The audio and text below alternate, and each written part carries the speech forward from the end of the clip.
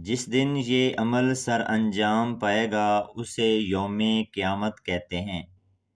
قیامت کا وقوع قطعی و یقینی ہے، اور یہ کب آئے گی اس کا علم صرف اللہ رب العزت کو ہے۔ اس کے علاوہ بسم اللہ الرحمن الرحیم، میدان حشر کب اور کہاں قائم کیا جائے گا؟ کیا وہ میدان ہماری اس دنیا میں موجود ہے؟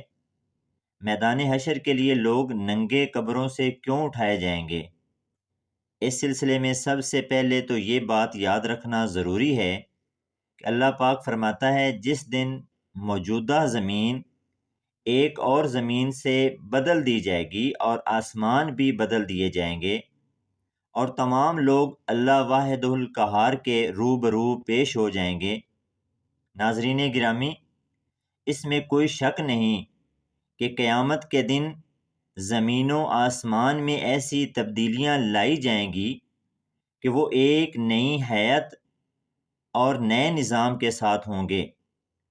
رسول اللہ صلی اللہ علیہ وآلہ وسلم کی حدیث پاک میں اس تبدیلی کا ذکر اس طرح کیا گیا ہے: قیامت کے دن لوگوں کو سفید سرخی مائل زمین پر جمع کیا جائے گا جو میدے کی روٹی کی ٹکیا کی طرح ہوگی، اس پر کسی کے مکان وغیرہ نشان نہ ہوگا۔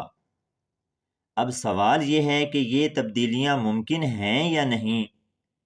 تو جواب ہے کہ بالکل ممکن ہیں۔ جب ماضی میں مادہ میں بہت سی تغیرات رونما ہوتے رہے، یہاں تک کہ اس نے موجودہ زمین کی شکل اختیار کر لی، تو آئندہ اس کی ساخت میں تبدیلی کا رونما ہونا ہرگز بعید نہیں ہے، اور اس کا خالق یقیناً اس بات پر قادر ہے کہ اس کے عناصر ترکیبی اور اس کے طبعی قوانین کو بدل دے۔ غرض یہ کہ قیامت کے دن موجودہ دنیا ایک نئی دنیا سے بدل جائے گی جس کے زمان اور مکان بالکل مختلف ہوں گے، اور اس وقت لوگوں کو اللہ کی قدرت کا صحیح اندازہ ہو جائے گا، اور وہ جان لیں گے کہ اللہ ان کی دنیا کو نئی دنیا سے بدل دینے پر قادر تھا۔ قرآن کی بعض آیات سے زمین میں تبدیلی کی جو صورت سامنے آتی ہے وہ یہ ہے کہ زمین میں اس دن کوئی بلندی یا پستی نہیں رہے گی، سب پہاڑ زمین بوس کر دیے جائیں گے اور سب کھڈے بھر دیے جائیں گے۔ اس طرح سطح زمین ہموار اور پہلے سے بہت زیادہ بڑھ جائے گی، اور سب سے اہم تبدیلی یہ ہوگی کہ سمندروں اور دریاؤں ندی نالوں کو خشک کر دیا جائے گا، اور سمندر کی سطح کا رقبہ خشکی کے رقبہ سے 3 گنا زیادہ ہے۔ اس طرح موجودہ زمین سے اس وقت کی تبدیل شدہ زمین کم از کم 4 گنا بڑھ جائے گی، اور دوسرا وہ زمین بالکل ہموار ہوگی۔ حضرت عائشہ رضی اللہ تعالی عنہا سے روایت ہے کہ میں نے حضور صلی اللہ علیہ وآلہ وسلم سے پوچھا کہ زمین کے بدل جانے کے وقت لوگ کہاں ہوں گے؟ آپ صلی اللہ علیہ وآلہ وسلم نے فرمایا، پل صراط پر۔ صحیح مسلم رقم الحدیث، سنن الترمذی رقم الحدیث، مسند احمد، سنن الدارمی رقم الحدیث، سنن ابن ماجہ رقم الحدیث، صحیح ابن حبان رقم الحدیث، المستدرک عمر بن مامون رضی اللہ تعالی عنہ حضرت ابن مسعود رضی اللہ تعالی عنہ سے روایت کرتے ہیں کہ رسول اللہ صلی اللہ علیہ وآلہ وسلم نے یوم تبدیل الارض غیر الارض کی تفسیر میں فرمایا، وہ سفید زمین ہوگی گویا کہ وہ چاندی ہے، اس میں کوئی حرام خون نہیں بہایا گیا ہوگا اور نہ ہی اس میں کوئی گناہ کیا گیا ہے۔ اب آتے ہیں اس سوال کی طرف کہ موجودہ زمین کے لحاظ سے زمین کا وہ کون سا حصہ ہوگا جہاں محشر برپا کیا جائے گا؟ ناظرین گرامی، موجودہ زمین کے لحاظ سے ارض محشر کا خطہ سرزمین شام ہوگا۔ امام احمد نے مسند اور حاکم نے مستدرک میں حدیث بیان کی ہے، تم اس طرف پیدل سوار اور منہ کے بل گھسیٹتے اکٹھے کیے جاؤ گے، اور اپنے ہاتھ سے ملک شام کی طرف حضور صلی اللہ علیہ وسلم نے اشارہ کیا، اور صحیح الجامع الصغیر میں علامہ البانی نے مسند احمد وغیرہ سے حضرت میمونہ بنت سعد کی حدیث نقل فرمائی ہے کہ رسول اللہ صلی اللہ علیہ وآلہ وسلم نے فرمایا، شام حشر و نشر کی زمین ہے، روز قیامت نئی زمین چمڑے کی طرح سیدھی ہموار بچھا دی جائے گی۔ قرآن پاک میں ارشاد ہے، جس دن زمین کھینچ یعنی بچھا دی جائے گی۔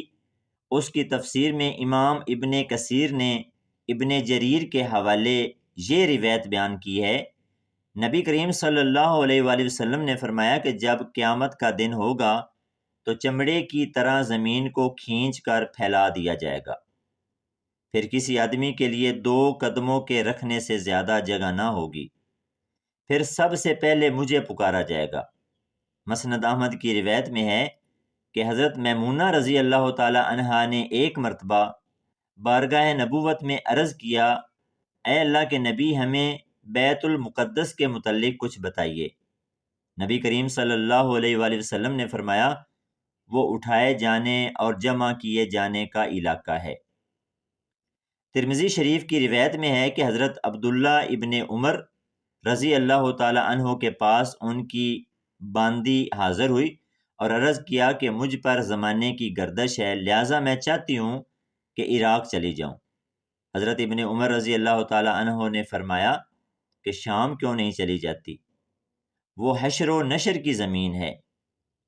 مذکورہ روایات سے معلوم ہوتا ہے کہ میدان محشر شام کے علاقے میں قائم ہوگا، نہ کہ میدان عرفات میں۔ اس لیے بیت المقدس کے علاقہ سے مراد پورا علاقہ شام لیا جاتا تھا۔ شام کے ترمذی شریف کی روایت سے واضح ہوتا ہے، معلوم ہونا چاہیے کہ احادیث مبارکہ میں جس خطہ ارضی کو شام کہا گیا ہے، اس کی جغرافیائی حدود اس کی مملکت سے بہت وسیع ہے، جیسے آج کل دنیا ملک شام کے نام سے جانتی ہے۔ اس لیے پہلے شام کے نام سے موجودہ خطہ ارضی میں فلسطین، اسرائیل، موجودہ شام، اردن، لبنان، سائپرس اور ترکی کا ایک صوبہ بھی شامل تھا۔ البتہ اس کا تعین نہیں ہے کہ علاقہ شام کے کس مقام پر میدان محشر قائم ہوگا۔ ناظرین گرامی، آپ کو یہ جان کے حیرت ہوگی، میدان محشر میں سب لوگ ننگے اکٹھے کیے جائیں گے۔ اس بارے میں حدیث پاک کچھ یوں ہے، ام المومنین عائشہ رضی اللہ تعالی عنہا سے روایت ہے، وہ بیان کرتی ہیں کہ میں نے رسول اللہ صلی اللہ علیہ وآلہ وسلم کو فرماتے ہوئے سنا، لوگوں کو قیامت کے دن ننگے پاؤں، ننگے بدن اور غیر مختون اٹھا کر میدان محشر کی طرف لایا جائے گا۔ وہ اپنی قبروں سے ایسے نکلیں گے جیسے اس دن تھے کہ جب ان کو ان کی ماؤں نے جنم دیا ہو۔ میں نے دریافت کیا کہ یا رسول اللہ، مرد اور عورتیں سب اکٹھے ہوں گے تو پھر تو وہ ایک دوسرے کو ننگے دیکھیں گے؟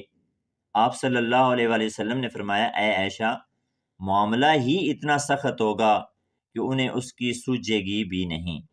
اور ایک روایت میں ہے کہ رسول اللہ صلی اللہ علیہ وآلہ وسلم نے فرمایا، معاملہ اس بات سے کہیں زیادہ سخت اور اہم ہوگا کہ مرد اور عورتیں ایک دوسرے کو ننگے دیکھنے لگیں۔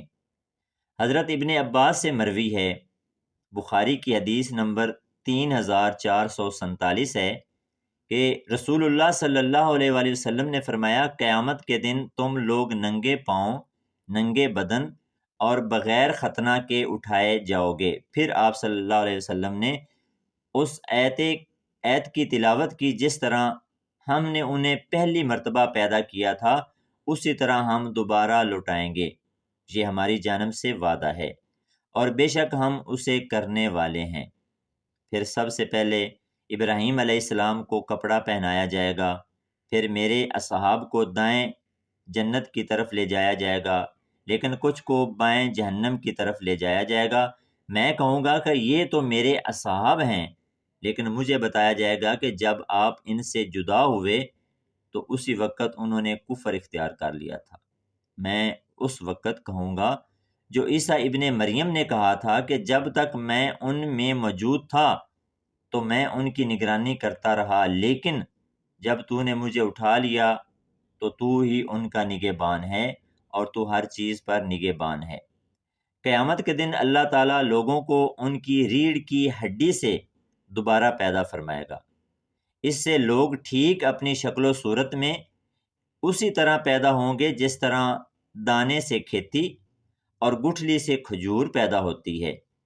پھر وہ اپنی قبروں سے برہنہ پاؤں، برہنہ جسم اور مختون حالت میں اس طرح نکلیں گے گویا بکھری ہوئی ٹڈیاں ہوں یا بکھرے ہوئے پتنگے، اور وہ راہ حشر سے نا واقف نہ ہوں گے، بلکہ بٹ تیترے سے بھی اپنی منزل کے بارے میں زیادہ آگاہ ہوں گے، اور قبروں سے نکل کر اس طرف دوڑیں گے جیسے شکاری شکار کے جال کی طرف دوڑتے ہیں۔ سب سے پہلے ہمارے نبی کریم صلی اللہ علیہ وآلہ وسلم کی قبر شک ہوگی، سائقہ سے آفاقہ بھی سب سے پہلے آپ ہی کو ہوگا۔ قبروں سے اٹھنے کے بعد جن کو سب سے پہلے لباس پہنایا جائے گا وہ خلیل الرحمن حضرت ابراہیم علیہ السلام ہیں۔ اس دن سب لوگوں پر انتہائی گھبراہٹ اور خوف دہشت کی کیفیت طاری ہوگی۔ اللہ تعالی ہمیں آخرت کی تیاری کرنے اور نبی کریم صلی اللہ علیہ وسلم سے پکی اور سچی محبت عطا فرمائے، آمین۔